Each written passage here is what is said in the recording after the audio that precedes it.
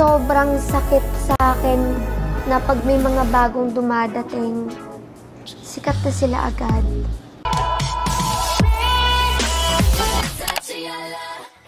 Viral ngayon ang isang video kung saan matapang na naglabas ng saloobin si Andrea Brillantes kaugnay sa nararamdaman nitong sakit sa kalooban sa tuwing may mga bagong artista na sumisikat agad. Hindi naman lingid sa lahat na bago pa naabot ni Andrea ang estado nito sa showbiz ay dumaan muna ito sa maraming pagsubok, kabilang na ang kaliwat ka ng intriga.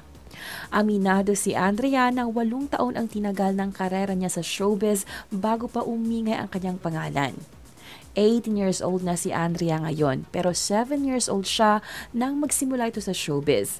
2010 nang maging parte siya ng Going Bulilit at taong 2013 naman nang mapansin ng publiko ang galing nito sa pag-arte nang mapili siyang gumanap sa batang bida na si Annalisa Querubin. Pero 2018 nang tuluyang mamayagpag ang karera ni Andrea nang maging bahagi ito sa hapon seryeng Kadenang Ginto bilang si Marga Bartolome. Bukod sa pagiging aktibo sa showbiz ay kilala din si Andrea bilang isa sa may pinakamalaking following sa YouTube at TikTok. Sa katunayan, kamakanan lang ay naparangalan din siya bilang isa sa mga pinakakilalang TikTok star sa bansa. Walang duda kahit sa murang edad ay naabot na nga ni Andrea ang inaasam nitong tagumpay sa showbiz. Kaya naman minsan ay nagdaramdam siya sa tuwing may isang baguhan daw na sumisikat agad dahil sa hindi na nito naranasan ang hirap na dinanas niya. Paliwanag din ni Andrea hindi naman daw siya nagsiselos o nai-insecure. Sa katunayan, masaya siya dahil sa may mga artistang nabibigyan ng pagkakataon sa showbiz. Ganun pa man, di na talaga maiwasan na makaramdam ng sakit. Meron ka bang pinakaayaw na naging experience sa trabaho? Tagal ko na kasi, diba?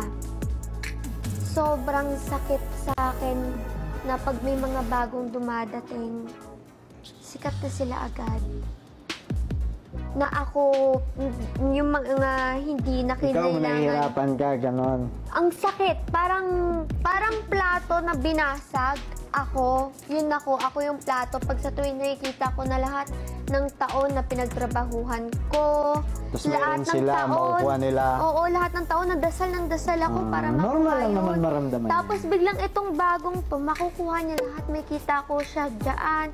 Tapos ako, bakit ako ginawa ko naman lahat? Naghihintay ako, nagdadasal ako araw-araw, ilang taon na, tapos mapupunta lang sa iba.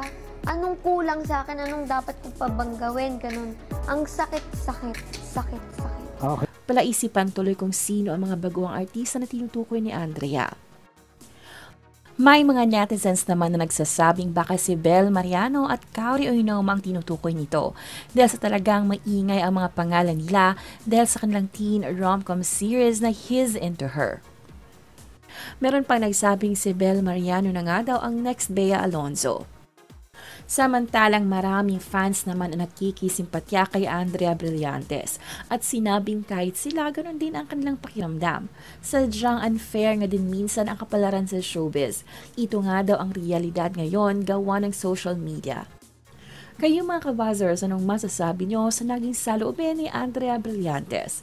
Please leave your comments and don't forget to subscribe. Thank you for watching!